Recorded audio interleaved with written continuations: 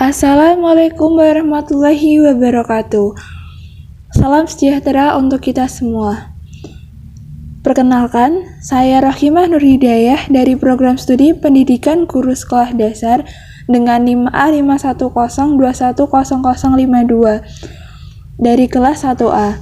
Video ini dimaksudkan untuk memenuhi tugas mata kuliah Pancasila mengenai proyek warga negara. Dan di sini saya mengambil topik mengenai budaya membaca di kalangan masyarakat, khususnya pada anak-anak maupun remaja. Tahu gak sih, kalau tingkat literasi di Indonesia masih sangat rendah loh, berdasarkan survei yang dilakukan oleh Program for International Student Assessment yang dirilis oleh Organization for Economic Cooperation and Development pada tahun 2019, Indonesia menempati nomor 62 dari 70 negara. Terus kira-kira apa sih penyebabnya?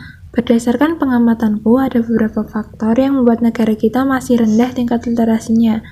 Pertama, rendahnya kesadaran masyarakat mengenai pentingnya membaca. Masyarakat itu menilai kalau membaca cuma buat orang yang bersekolah atau juga orang yang bekerjanya di dunia pendidikan. Nah, sementara sebagian dari mereka itu bekerjanya sebagai buruh pabrik atau petani. Kemudian, faktor yang kedua yaitu kemajuan teknologi, terutama media sosial yang lebih menarik minat masyarakat.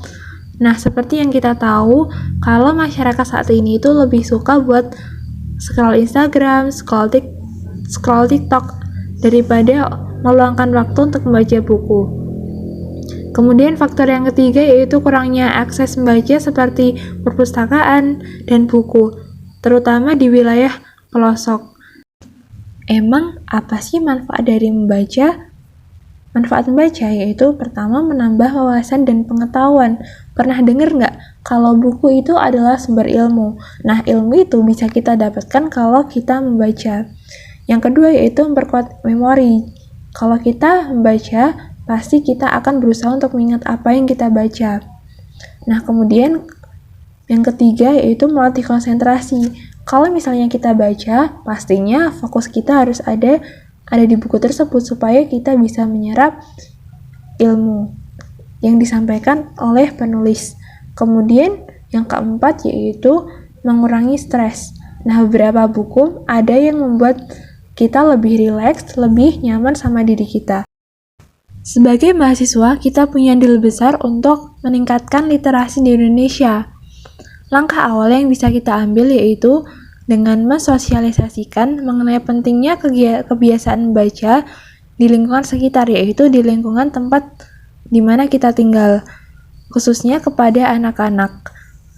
Misalnya dengan mengadakan perpustakaan keliling atau mendongeng bersama, di mana nantinya akan menarik minat anak-anak untuk lebih suka lagi membaca. Apa kebiasaan baca akan buat pendidikan di Indonesia lebih baik?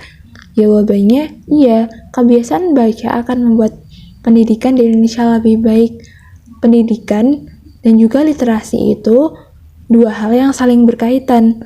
Kalau misalnya literasinya buruk atau rendah, maka otomatis pendidikannya juga akan buruk. Kalau misalnya literasinya baik, tinggi, otomatis pendidikannya juga akan baik.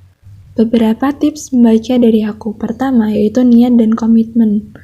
Yang kedua, yaitu pilih buku yang kamu suka atau pilih buku yang ingin kamu tahu lebih dalam lagi. Kemudian, membaca buku 15 menit sampai 20 menit sehari.